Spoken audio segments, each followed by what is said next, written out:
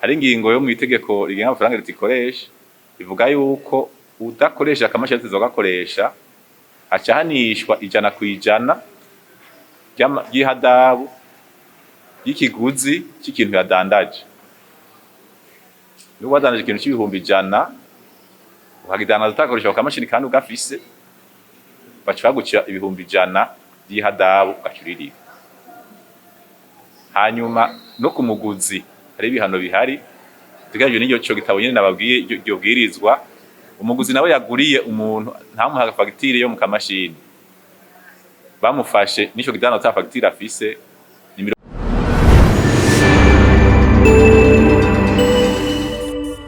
ahandi mu bindi bihugu gatanga ku buntu ati mwe kubereki mukagurisha igihugu niyo ntumbero cihaye ko kano kamashini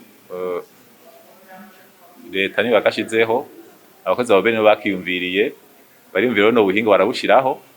ni mu ntumbero yo guterera n'igihugu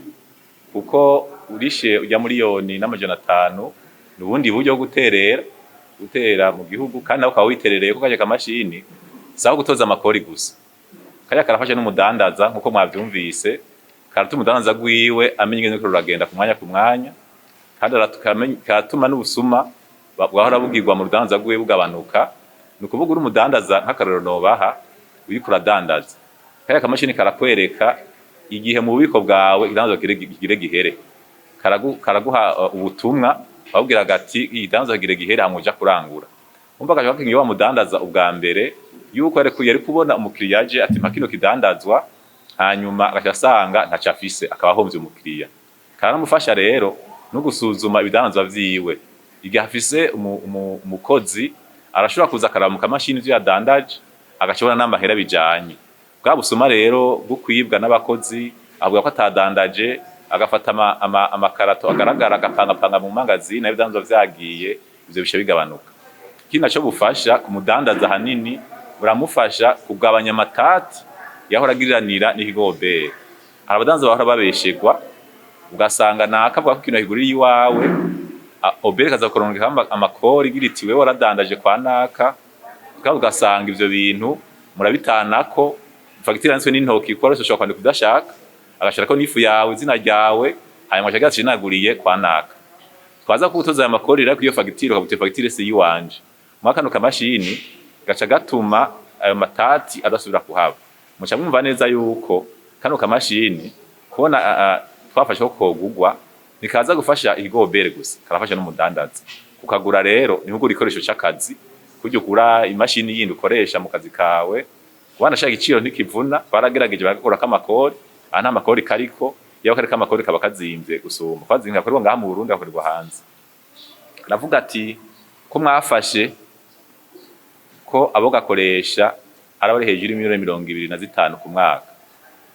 mu bisanzwe umuntu ari munsi yayo mahera ni bake cyane kuko muharuye muza gusanga umuntu aca $1,050,000 ku mwaka aca hafi $369 ku munsi ni butiki isanzwe igurisha ibiro nka 10 vy'umuceri canke 5 vy'ibiharage ayarayaca ku munsi nukuvuga ni make ashoboka abagakoresha banashaka bari hejuru yayo mahera nawe yesi banini cyane uraba neza 39 mwese mafise imiryango ubisumisha bingana gute mwibutiki imwe ntibiherera yo ku munsi ko kibona neza ko aya mahera atari menshi kandi abatezo gakoresha baba benshi kubera abarenza aya mahera ku munsi ni benshi cyane twafatiye kugira rero tureke kuja kwitaho bato cyane gose uza gusanga umwafisi ibihumbi 10 ugasanga niho reka gakoresha twagumize guhera kwa abo hejuru mugabo n'abandi bose bateza gushikirwa kugira ngo urudanaza gose rubere mu muco. Abundi abajije agira ati abaza kwiga ni bake nivyo twafashe no minsi 5 kubigisha baza ari bake mugara agomba rero tubakebure abadandaza kuko amateka aratomoye cyangira ko n'ikibazo umuntu abajije ibihano acayumviraho n'inyishu ni kuvuga akamashini kuvuga toye hariho iteko nshikiranganje rivuga yuko inyuma y'imisi 2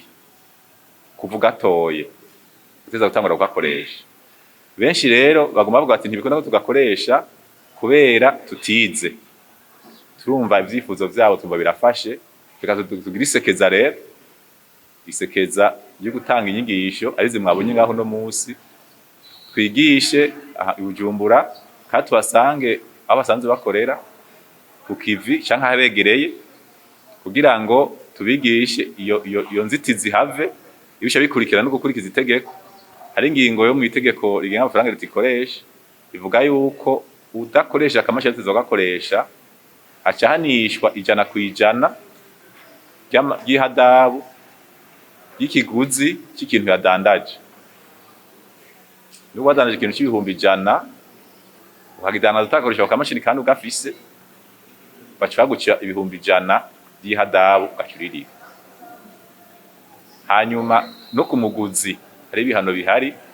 tugaje n'icyo cyo gitabo nyene nababwiye iryo bwirizwa. Umuguzi nawe yaguriye umuntu ntamuha fagitire yo mu kamashini, bamufashe nico gidana ta fagitire afise ni 20% y'ico giciro cy'ikidanazo yari afise. Hari n'iteko shikanganje riko gusohoka ry'umushiranganje ca leta risaba yuko abantu bose bagurisha muri leta batanga ibidanazo muri leta bategerezwa gutanga inyemezabuguzi yaciye mu kamashini. Atari uko ugiye kurihisha amahera muri leta uri karakurisha ukata 20%. Ndamuvise ibihano wari yabuze ibihano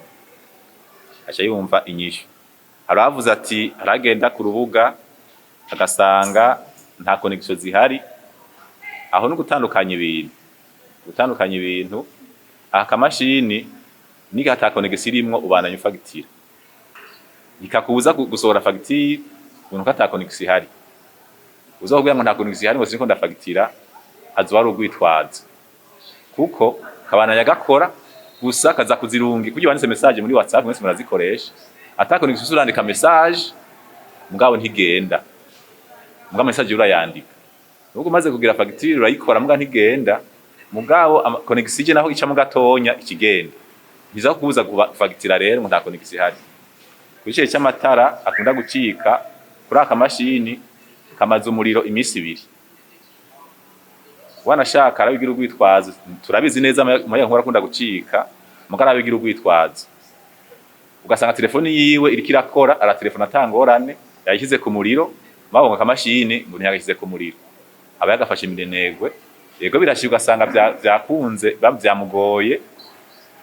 nivyakunze ko agashira ku muriro nta matara yaronse birashobora gushika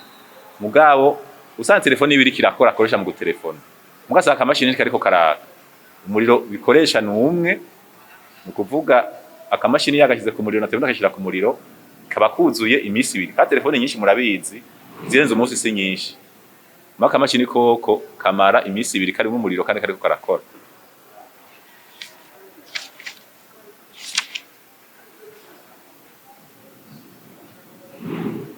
Aravuze ati hari impungenge z'abatazi gusoma no kwandika, ego turabizi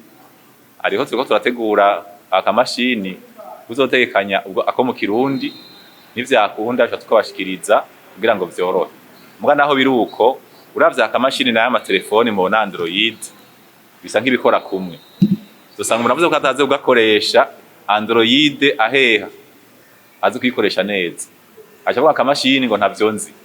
Gusa abatabizi zogerageza ibishoboka imyitwarariko yabo nabitora umuti no kuvuga kugashira mu Kirundi birakunda mugabo murabizi neza hari amajambo akunda gukoreshwa mu Kirundi ukunda gusanga ataja mu bikurirana neza riba rihari mugabo azogerageza abahinga babiriko akamashini ugira ronke urimi rw'ikirundi umuntu akoresha urimi yumvamwo.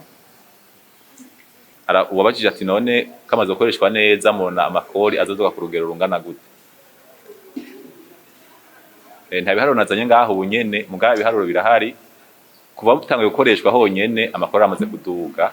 nka TVA iramaze kwigwiza hafi 2 uko nofatira aho ntumbereye mu batanga kori banini imbere yuko kano kamashini kaza ku kwezi hatozwa imiliyoni 12 hagati ya 10 na 12 za TVA yonyene mugubu unye kugeza hagati miliyoni 24 na 30 ku kwezi. Nukuvuga bitumwa niki? Bitumwa nuko rya kori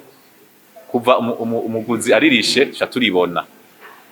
hageze no kumenyekanisha amakori ntubukibihindura, uza gusanga twamaze kubibona. Hari abavuze ati nta mpungenge zo gucisha ku ruhande, izo mpungenge nizo zatumye haja hirya bihano, uzocisha ku ruhande azoja ngo barya bihano. Murakoze.